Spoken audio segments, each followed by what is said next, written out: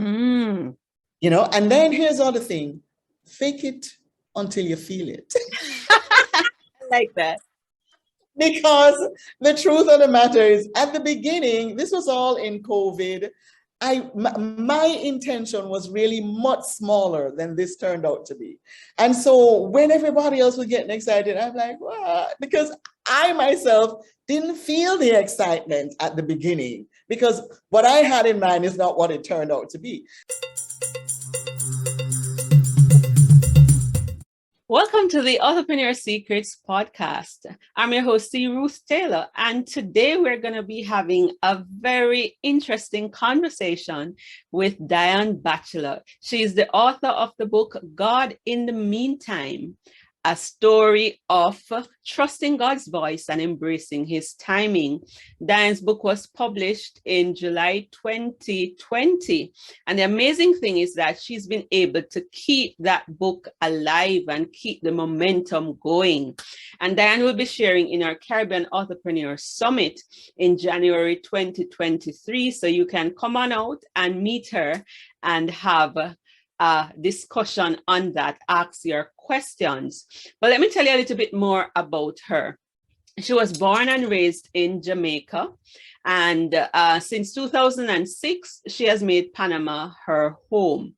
Her long journey of faith and obedience is well written in her book, God in the Meantime. Learning to listen and trust as well as practice patience. Diane opens her heart about her own tragedies and how God continued to show up in the meantime. And she is a survivor of an arteriovenous malformation, or AVM. And during our interview, she's going to tell us more about that. October is celebrated as AVM Awareness Month.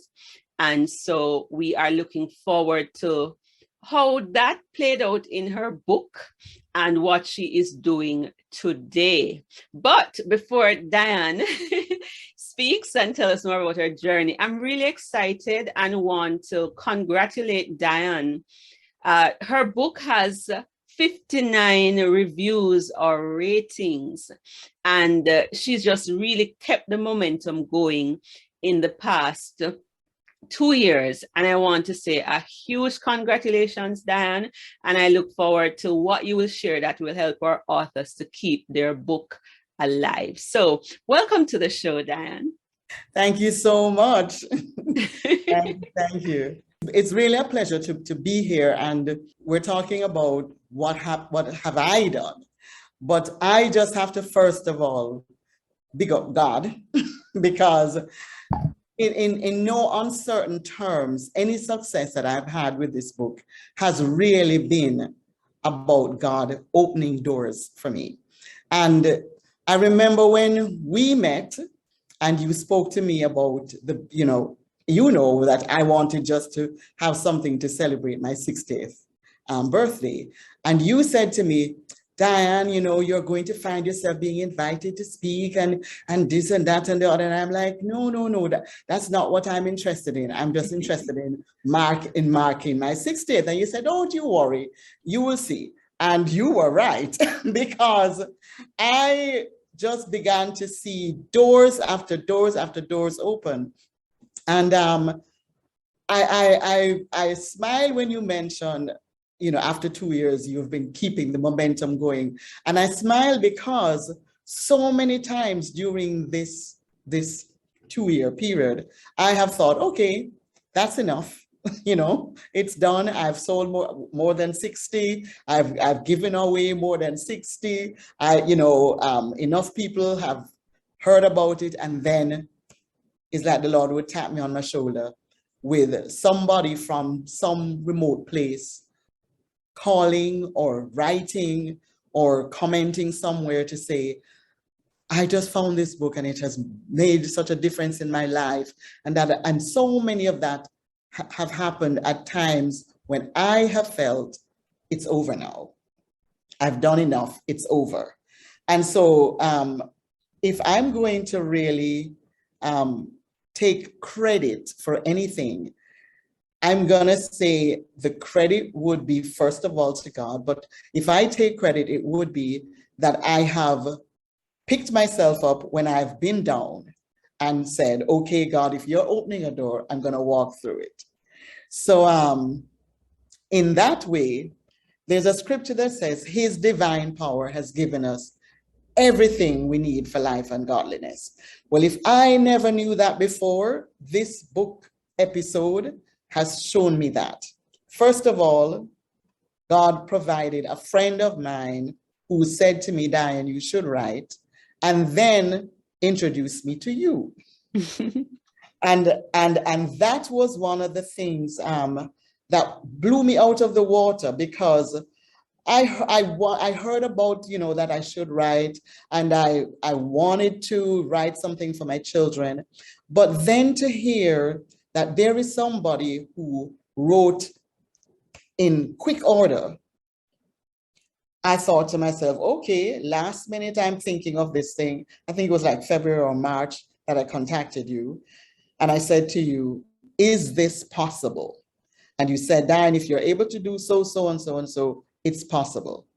And sure enough, now hindsight, I look at it and I go, oh my God, had I realized it would take as much effort as it did, I probably would have said, it's okay, I'll try it another time. But one of the things that you did for me was to make me feel it was possible. And believing it was possible caused that to happen. And then as the book came out, what I found is that everything I needed, like, people are now complimenting me on my marketing. And I smile because at the beginning, I knew nothing about how to put together. As a matter of fact, my goddaughter, who did such a great job with the book cover, I would put out these little things on Facebook or whatever. She says, no, Aunt, no, take it off, godmother, take it off. This, you cannot, no, you have to keep a certain standard. And then, so between her and the woman in charge of our women's ministry at church, they created, first of all, an Instagram account, which I never had. I never had a plan to do anything more than stalk my children on Instagram. So I never did anything that was public. They took that over. They created the author account. Most of the posts at the beginning were not made by me because I didn't know how to do that, but they did it for me. And then when I saw what they were doing and I saw the standard that they wanted, then they told me the app. Where I came in was that I went to the app, I looked at it and I saw, okay, this is what they do. And I tried to learn as much as I could. So I would say to somebody, if you have somebody willing to coach you, grab onto the knowledge and the help that they give you, and then see if you can learn and take it on for yourself. So that's one of the things that I would say. In terms of the momentum, once again, I cannot take credit for it. For different reasons, something would just come up and somebody would invite me, or something would come up and somebody would say, wow, your book is important for this particular, like, for example, the artery venous malformation that I have, which actually is the catalyst for writing the book. And you asked, you said, if I could explain what an artery venous malformation is. I tried very badly in the book because even in 2020, after I had this brain bleed in 2017, I still wasn't very clear as to what really was wrong in my head. But now, since I've become a little more involved with AVM awareness organizations and seen some of their information, I can tell you in layman's terms. So you have in your brain, well, the body's made, you have arteries, you have capillaries, and you have veins. So the arteries pump blood over into the veins and the veins take it through the body. However, the capillaries are what bring down the pressure of the blood so that the veins can afford to take it. because if the blood rushes with the force that it comes from the capillaries over into the veins, it's likely to rupture. So the capillaries are this nice, smooth pathway over into the brain. For people like me, and I have mine in the brain, but I now know you can have an arteriovenous malformation in many places of your body. But what it does, therefore, is that instead of having this nice flow of arteries, capillaries, veins, you have arteries, a whole knot, like a bird's nest of veins that just attach straight to the arteries. So that is what can cause rupture easily and cause problems like seizures, headaches, loss of strokes, and things like that. So there is even doctors, a lot of times people go with headaches and other things, and they get diagnosed for something else. So this month, we try to let people realize that there is this thing called an arteriovenous malformation, and it is worth understanding so that you can be more aware when you have certain symptoms that it could be that, and have it checked out. Okay. A long talk. Thank you so much. We have learned a lot there. So I'm going to recap a little bit for my audience and then get into some nitty-gritty. So you were trying to have a book out to celebrate your 60th birthday. So one way of motivating yourself to write is to have a book to celebrate a milestone. That could be a birthday, because that was the same thing that I did. I wanted my first book out, at least finish the manuscript for my 34th birthday. And that was a big motivation. And very often we have birthday books and business launches. So if you've been following me, you know that that's a big thing that I was doing for years until 2022, when I took a break from that.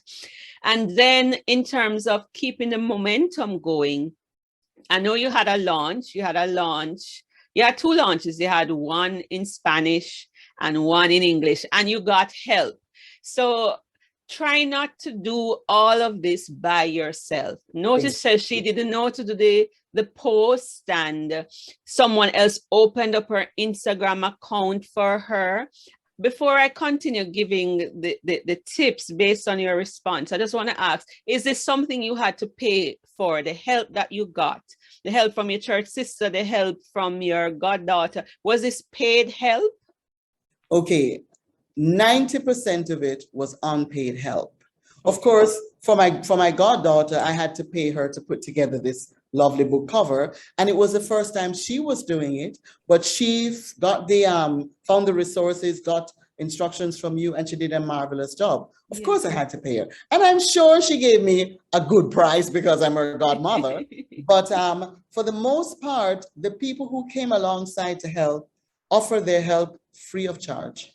Thank you so much. Because the thing is, if you are to get paid help with these things can be expensive. I've seen quotes where just to put up Instagram posts for the month, you can be paying $700 and retainer fees can be very high. And so many authors, they feel overwhelmed, or they want people to help with marketing, but the costs can be prohibitive. So I am saying to you to follow what Diane did. Check out those are in your circle, or based on the way how you have promoted the book, people will come alongside and look out for quality. Notice you said that her goddaughter said, oh, you can't post this, you have to have a standard. So you have to be intentional about how you want to brand yourself. She has a very beautiful book cover, and that was well done. And I noticed too that even though, we give the credit to God, and she's giving credit to what others did in terms of setting up her account,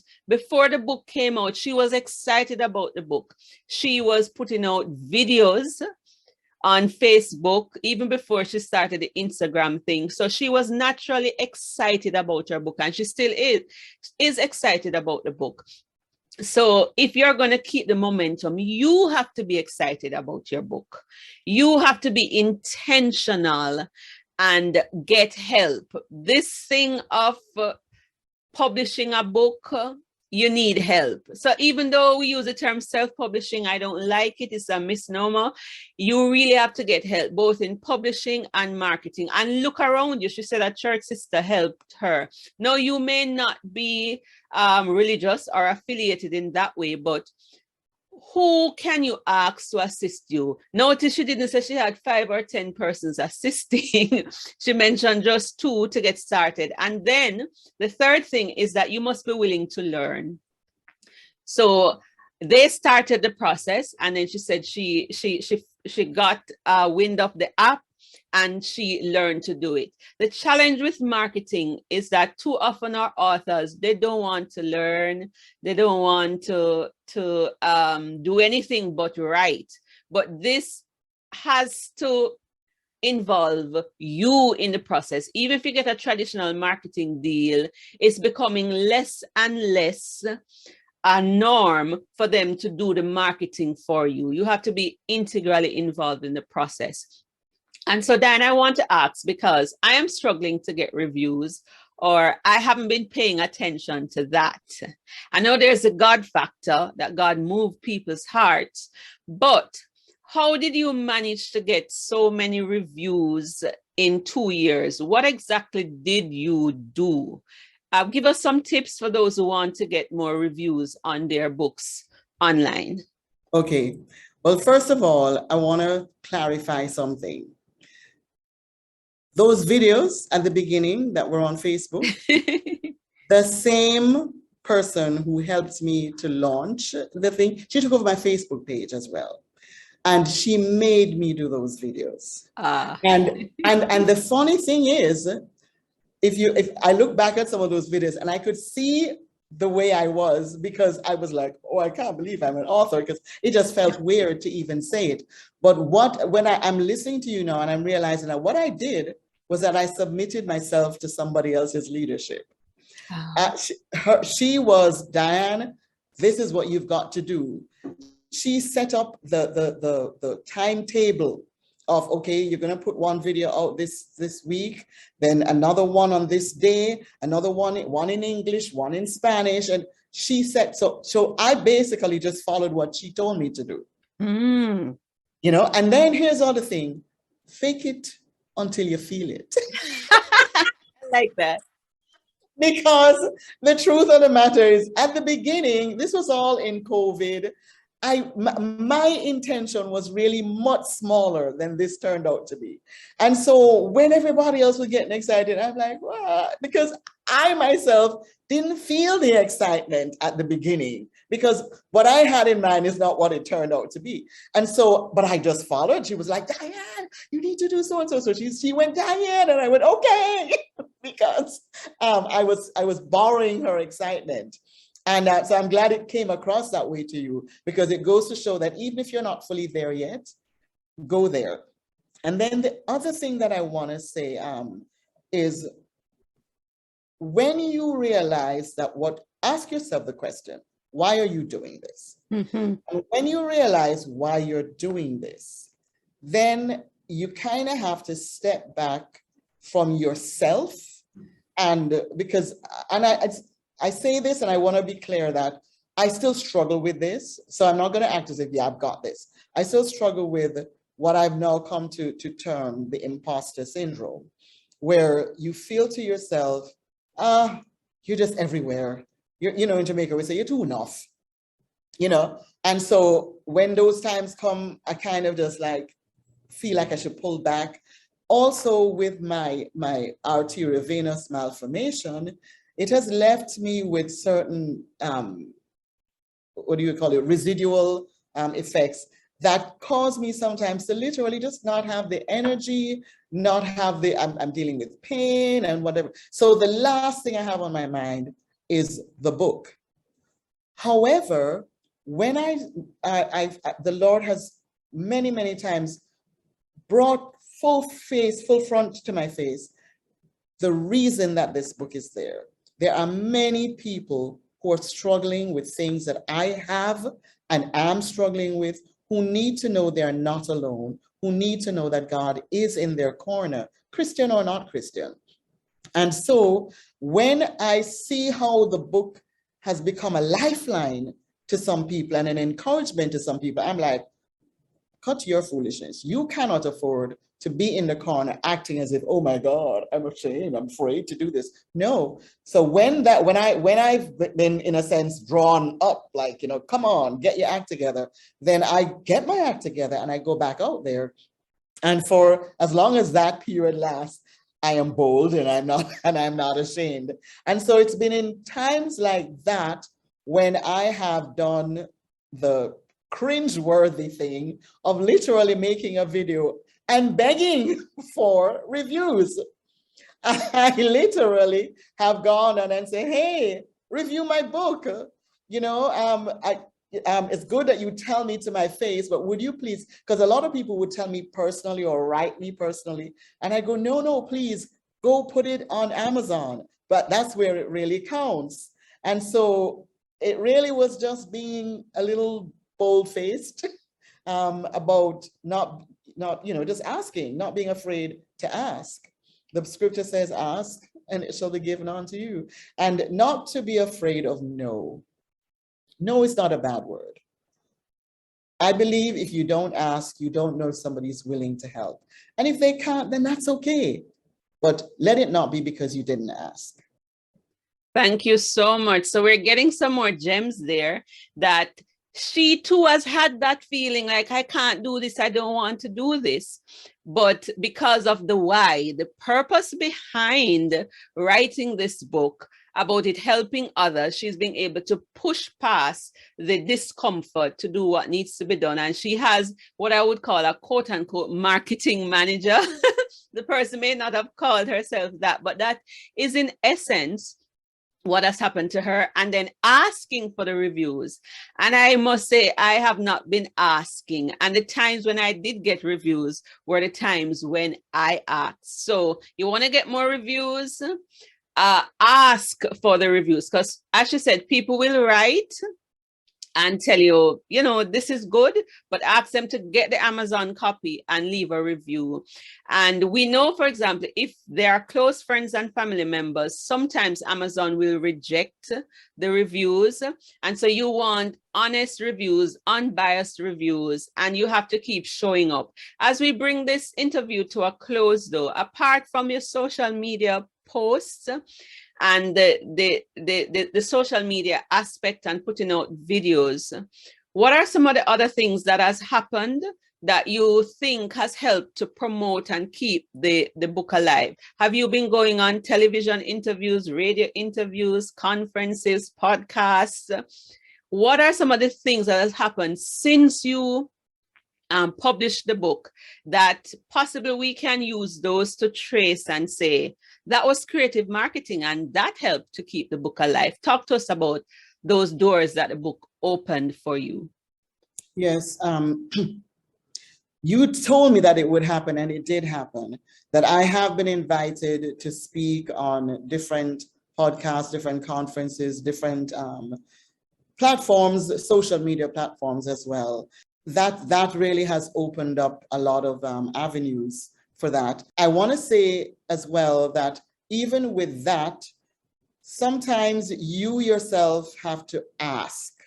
I was heading, and I am actually heading to Florida, and it dawned on me when somebody said to me, Diane, we need to be encouraging each other with the things that we're doing, and you have your book, and I really need to see how I can encourage you with this book and thing like that. And I thought to myself, wow, I'd come out of one of those times when I was really having a hard time physically.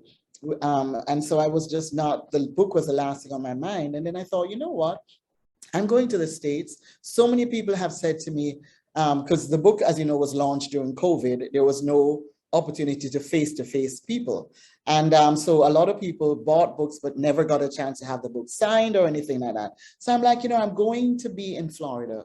Why don't I tell a few of my friends, people who have asked, I'm going to be here, maybe this Saturday you could come by and I could sign your book for you, thinking I'm going to sit in front of my friend's garage, probably with a little table, and sign. only for her to say to me, no, no, no, no, no. And she made a connection with a church there, and it's turning into, we are going to be ministering, or a group is going to be ministering at the church. I never made the connection, for example, that the story really is a love story of two students from San Diego High School. So all of a sudden, I'm like, oh my gosh. Somebody said to me, "What, have you spoken to your past students association?" I was like, it didn't cross my mind. So that's another thing. Sometimes you don't realize the connections that you do have that are already there, that you probably have even written about, but you didn't connect to say, okay, these are people who would be interested. So that kind of thing, it's like it snowballs. So one thing leads to another, to another, to another. And so, yes, I have been invited to speak quite a bit and been on social media. And sometimes as well, I want to just add one last thing. You can also encourage other people. So I find that a lot of my interactions these days have come from other young people who are writing, and they encourage me and I encourage them. And so one of the things that I'm planning to do in the future is to actually have some joint promotions with some of these people, so they can get into the spaces that I'm in, and maybe I'll get into their space. But one hand washes the other. We help each other. I love it. So you're hearing connections, encouraging others, and look at various themes from the book. So before we go, we talked about the medical issue, but when I read the book, that came out at the end. But for me, the book had more to do with her love story, her whirlwind marriage romance, because it's her memoir, and her struggles with having children, so fertility issues. And so what she's saying there is that the different issues identified in your book can give you a different audience. So you can pick out different things in your book and look at the connections, and then you can do something, support people in that endeavor. And that now brings you into leveraging other people's audiences. I don't want you to walk away thinking this book is just about AVM or medical issue. There are so many themes in this book, but if you believe in a whirlwind romance, if you believe that God can lead you to your spouse, if you are struggling with fertility issues, believe in God for a child and want to know how do you keep hope alive, this book is for that. And the book is also about just how important community is. And so there are so many themes. And if you are one who is struggling in your faith, the book is about difficulties. How do you handle difficulties when it looks as if God has forsaken you and you're just going through sorrow after sorrow? Where is God? And so the book tackles that question. Hence, it's God in the meantime, as in the mean times, how he shows up and how, in a sense, all things work together for good. And she's sharing her testimony. So, Diane, where can we find the book and where can we find you? Because you're a good speaker and you have so much to offer. Where can we find the book and how can we get in touch with you? Okay, so the book is available on Amazon. It's available both as an ebook and as a paperback. I have a website by the same name as the book, godinthemeantime.com. I also have the website, the same website is also called dianebatchelor.com. So whichever is easier for you. That also was made with help from a friend.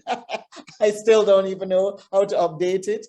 So some of the things might be behind, but at least you will know how to connect with me there, how to contact me. At my Instagram, I'm there as Diane Batchelor Author.